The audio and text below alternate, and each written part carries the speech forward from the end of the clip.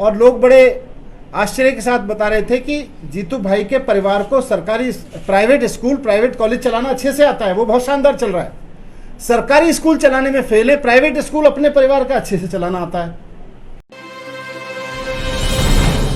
जीतू भाई ने कुछ तो सरकारी स्कूलों में या बीजेपी ने पिछले 27 साल में कुछ तो किया होगा, मैं उसको देखने चलता हूँ।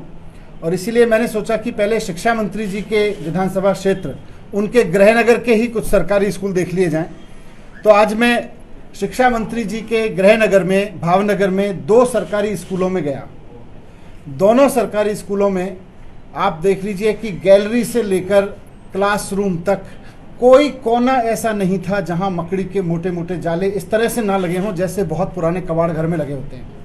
वर्षों से बंद कबाड़ घर में जिस तरह के मकड़ी के मोटे मोटे जाले पूरे छतों पे, खिड़कियों पे, दीवारों पे जिस तरह से लगे होते हैं, उस तरह के मकड़ी के जालों में जीतू भाई गुजरात में अपनी विधानसभा के क्षेत्र के बच्चों को पढ़ा रहे हैं सरकारी स्कूलों में।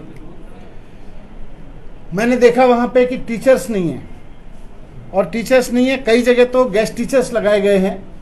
और बड़ा आश्चर्य हुआ मुझे टीचर्स से बात करके कि उनको महीने महीने की सैलरी पर रखा गया है। 1 महीने के लिए उनको रखा जाता है, फिर उनका रिन्यू किया जाता है, फिर उनका रिन्यू किया जाता है। मतलब जो टीचर्स वहाँ पढ़ा रहे हैं उनको बेचारों को ये पता ही नहीं है कि अगले महीने उनकी नौकरी रहेगी कि नहीं रहेगी।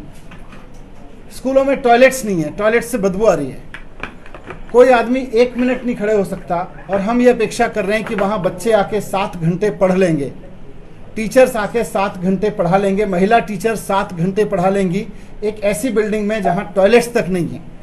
कैसे हम ये अपेक्षा कर रहे हैं? खुद शिक्षा मंत्री जी गुजरात के अपने होम टाउन में इतना बुरा हाल है। मुझे बड़ी आश्चर्य चीज़ एक और पता चली, भावनगर में गया तो वहाँ के पेरेंट्स ने मुझको बताया, वहाँ कुछ पेरेंट्स भी आ गए, एक सरकारी स्कूल बंद किया जा रहा है। और मुझे वहाँ के लोगों ने बताया कि किस तरह से गुजरात के जो अभी शिक्षा मंत्री जी हैं जीतू भाई जी, उनके परिवार का एक प्राइवेट स्कूल कॉलेज भी है। और लोग बड़े आश्चर्य के साथ बता रहे थे कि जीतू भाई के परिवार को सरकारी प्राइवेट स्कूल प्राइवेट कॉलेज चलाना अच्छे से आता है, वो बहुत शानदार चल रहा है। सरकारी स्कूल चलाने में फेल है, प्राइवेट स्कूल अपने परिवार का अच्छे से चलाना आता है। तो ये तो बीजेपी का एक बहुत बड़ा फेलियर है कि उन्होंने ऐसे आदमी को लगा रखा है। या तो बीजेपी की मंशा नहीं है कि सरकारी स्कूल ठीक हों, या उनके मंत्री की योग्यता नहीं है कि वो सरकारी स्कूल को ठीक से चला जाए। खुद जीतू भाई ने विधानसभा में, गुजरात की विधानसभा में बताया था कि उनके 13,000 स्कूलों में तो कोई कंप्यूटर नहीं है। आप सब ने भी उसको खूब चलाया था, मैंने मीडिया के माध्यम से देखा था।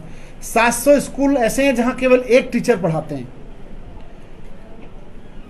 आप सबके माध्यम से मैं कहना चाहता हूं कि ये जो हालत है, एक्चुअली ये आज जो हमने देखा, ये बात सरकारी स्कूलों की नहीं है, ये हालत सरकारी स्कूलों की नहीं है, देश के भविष्य की है, इन बच्चों के भविष्य की है, उन परिवारों के भविष्य की है जो यहाँ पे पढ़ रहे हैं।